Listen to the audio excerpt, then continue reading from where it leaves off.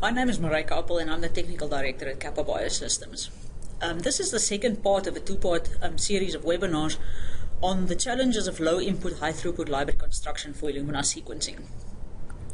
In the first part of the series, we talked about the challenges of low-input, high-throughput library construction, and specifically about two things. The first is constructing the most complex or diverse libraries from an available sample, and doing this by making sure that you always get the highest yield of adapter ligated libraries from the available DNA sample.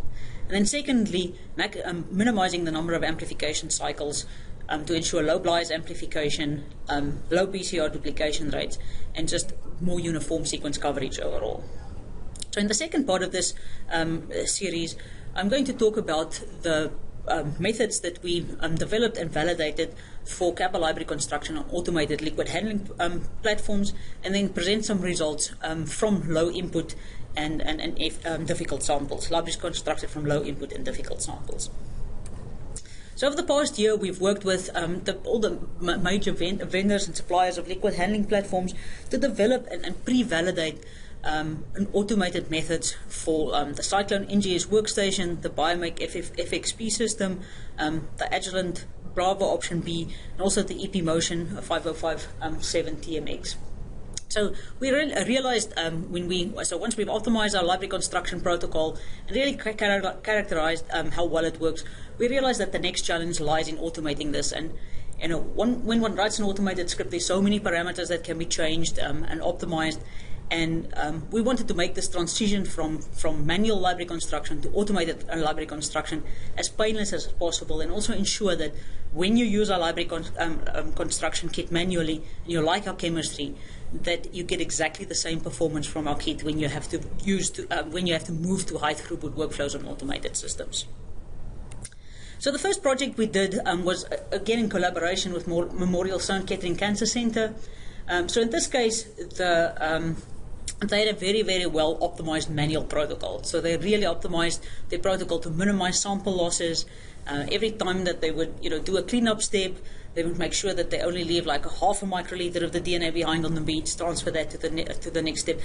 Great, well optimized protocol. The problem with that was that it could never be automated, because a robot just doesn't have the ability to prepare a library so as precisely as a human can.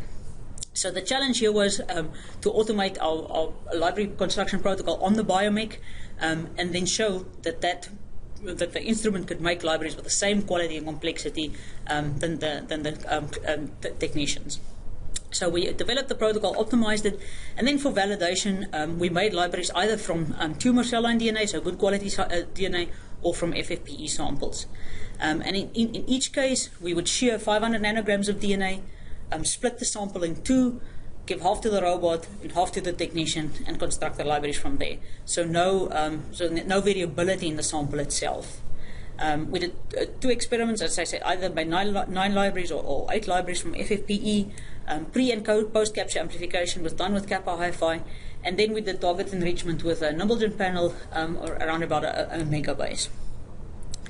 And so this is just just shows some sequencing metrics for the libraries prepared on the left-hand side with the manual method, and this is from the FFPE samples, or on the robot on the right-hand side. And so you can see, because this is FFPE and the quality of the samples vary a lot, as is typical with FFPE, there's quite a variation across the samples. But when we look at the post-capture library size, in other words, the number of unique molecules or the library complexity, on-target specificity, fraction of duplicates, and then also sequence coverage versus GC content, there really was no significant difference between the libraries constructed on the robot versus the libraries constructed with the manual protocol. This is also the first study that we learned a little bit about library construction from FFPE samples, which is challenging, as most people know. Again, I'm not going to sort of review all the different sequencing metrics, but what this sort of study showed us, that the yields from FFPE DNA is normally 3 to 4 times lower than it is from a similar amount of input DNA from good quality samples. Your library size or your library complexity 2 to 3 times lower, and duplication rates are always higher. So in the second project, we also looked at FFPE samples. This was done in collaboration with Massachusetts General Hospital, and these were libraries prepared on the Sciclone system from Perkin and Elmer. So in this case, the input DNA is total nucleic acids from FFPE samples. It's Covara sheared to around 180 base pairs, and then the normal procedure is to do a spray cleanup after the shearing to get rid of all contaminants of carryover inhibitors from the DNA extraction process and everything that isn't DNA essentially. The input into end repair was then quantified with picogreen, so the exact amount of DNA used for library construction. It was either 250 nanograms or 100 nanograms from the same FFPE sample. So in this study, we had 6 FFPE samples and then the same amount of input DNA from a good quality control. The adapter insert ratio used in the experiment was the standard recommendation for the Kapa kit. No size selection was done, and 8 cycles of library amplification with Kapa Hi-Fi. And so on the left-hand side here shows the amount of input DNA converted to the data ligated fragments. And you'll remember in the first part of the webinar, we talked about this a lot and emphasized how important it was to get the highest percentage of input DNA converted to the data ligated molecules, as that determines the complexity of the library. And so when we developed our kit, our research lab essentially told us that that conversion rate should be somewhere between 15 and 40%. That's a wide range. Obviously, there's a lot of variables, and this is exactly what we obtained in the study. So if we look at the good quality controls, around about 30 to 40% for those, and then for the FFPE samples, still well within that expected range, an average of around about 20% input DNA converted to adapter ligated molecules. So again, showing that the robot can make libraries of the same quality as you can manually. And then if we looked at the yields after amplification, again, we learned something about library construction from FFPE samples. As everybody knows, it's the damage in DNA that makes that FFPE DNA that essentially makes the DNA unamplifiable.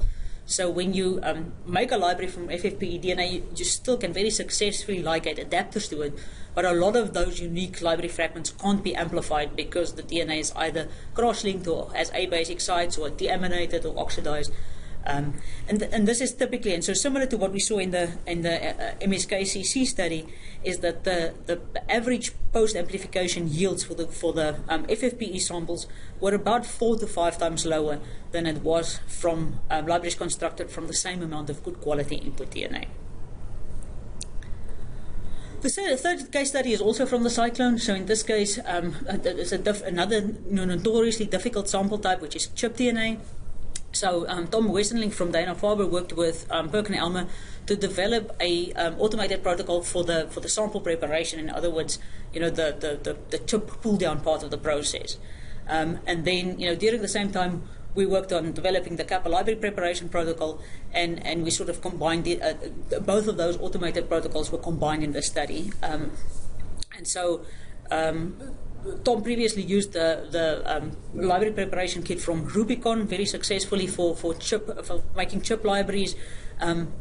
That's another protocol in which higher ligation efficiency is obtained by miniaturizing everything.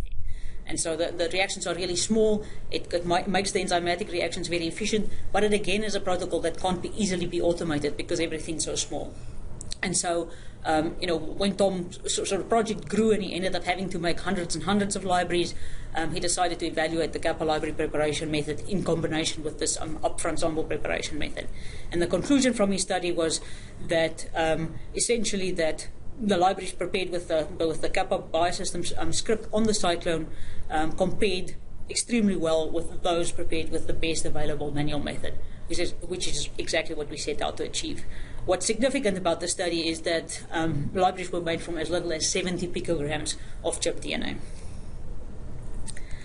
The fourth case study was also a library constructed for ChIP-Seq, and so this was done in collaboration with the DNA analysis facility at MD Anderson Cancer Center. So this lab have been using Kapa library preparation kits manually for a long time, and they were routinely making libraries from 1 nanograms of input DNA. And so again, the sort of demands grew. They're a core facility, and they started looking at automation. They chose the epMotion system from Eppendorf, but the concern there was whether the robot would be able to make libraries of the same quality and complexity that they could make manually. And so we set out to automate our method on the kit, and this is some of the validation data, automate our method on the epMotion, and this is some of the validation data. So in this case, we used ChIP-DNA, or we also had a few cDNA samples in there, Kapa to about 200 nanograms before end repair. We scaled down the adapter concentration proportionately with the amount of DNA input, as typically recommended by Kapa. And then, this being ChIP samples, it's very important to do a size selection before sequencing, and this was done, so a bead-based size selection supported by the Kapa method was done after ligation to select for DNA fragments in the range of 250 to 450 base pairs. So this is the bioanalyzer traces from libraries made, from either 1, 5, 10, or 20 nanograms of ChIP-DNA, and then or 50 or 200 nanograms of cDNA. Just shows that the method yields libraries of very consistent size distribution. And then the table on the right-hand side, we essentially calculated the number of amplification cycles that were needed based on the actual results to obtain the amount of DNA that would be necessary for sequencing. This was on an Illumina GA2. So around about 100 nanograms of DNA. And for libraries made from a nanogram of input DNA, less than 20 cycles of amplification needed, going down to around about less than 10 cycles for libraries made from 10 nanograms of input DNA. And then for the cDNA samples, essentially the libraries made from 200 nanograms of cDNA essentially didn't really have to be amplified prior to sequencing. So again, showing extremely high yields of adapter ligated molecules achieved with the Kapa method on an automated system. The fifth study was done in collaboration with Sanofi Aventis in Boston, and this time we automated the library preparation method, the Kapa library preparation method, on the Bravo B system from Agilent Technologies. And so we used two sample types here, Amplicons and whole human genomic DNA. Amplicons are really a nice model to work with when you try to do these kind of sequence metrics experiments, because they don't have to be shared and they have a very defined size distribution, so no size selection is needed, no sharing is needed, and those two variables are completely excluded from the experiment. So the input for the Amplicon libraries are 1,600 Amplicons of defined size, on average 150 base pairs, or then we also made some libraries from Kapa shared human genomic DNA, shared around 200 base pairs. For Amplicon libraries, the input into end repair varied from 500 nanograms all the way down to 10 picograms, and then we used 50 or 250 nanograms human genomic DNA. The adapter insert molar ratio again was around 10 to 1, which is what's typically recommended in our protocol, and scaled down proportionally, no size selection done. And so here again we show the amount of the percentage of input DNA converted to adapter ligated fragments. The red block denotes that range, that acceptable range of 15 to 40%. And you can see for libraries constructed from as little as 10 picograms of Amplicon DNA, still fell within that specifications. Previously, that sort of was thought, 100 nanograms was thought to be the cutoff point for that. Obviously, as the input drops and you just have less and less DNA in the reaction, ligation does get less efficient. But for libraries constructed from a nanogram of DNA, we still got around about 5% of input DNA converted to adapter ligated molecules. And then libraries constructed from 100 picograms, the conversion rate was about 0.5%. And this sounds really low and it sounds scary. But when we previously made libraries, a year or so ago with Illumina TrueSeq kits, from a microgram of microbial DNA, we got similar conversion rates. So with all the improvements to the Kapa protocol, and even on an automated system, we're able to achieve that sort of same yields and complexity from 10,000 times lower DNA inputs. And then from the shared human genomic DNA, so the average conversion rates for the higher input, the 250 nanogram, is close to 30-35%. And around 20% for libraries constructed from 50 nanograms of DNA. And again, Amplicons, so generally you don't use them for capture, you would just go directly to sequencing. So again, we sort of worked out based on the results that were actually obtained after amplification, how many cycles of amplification would be needed to get a library at around 10 nanomolar, which is sort of the standard input for cluster amplification for Illumina sequencing.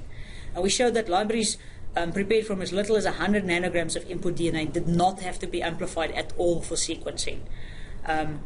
And if we look at sort of the other inputs, so Amplicon libraries prepared from 10 nanograms of DNA, only 4 to 5 cycles of amplification needed to get to that 10 nanomolar concentration needed for sequencing.